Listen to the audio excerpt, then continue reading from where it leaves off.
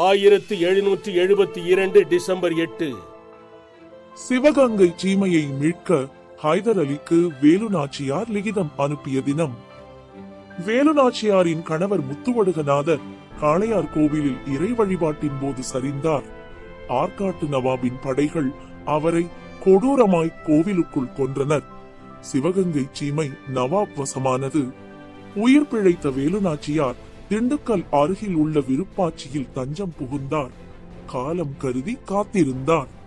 அங்கிருந்தபடி தன் மண்ணை மீட்க மைசூர் மன்னர் ஹைதர் அலியிடம் 5000 குதிரைப்படை வீரர்களை அனுப்பி வைக்க வேண்டினார்.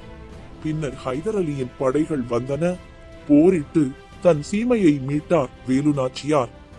இந்த பெண் புலி இழந்த தன் மண்ணை மீட்க வைராகியம் பூண்டு ஹைதர் அலியிடம் உதவி கேட்டு கடிதம் அனுப்பிய தினம் இன்று.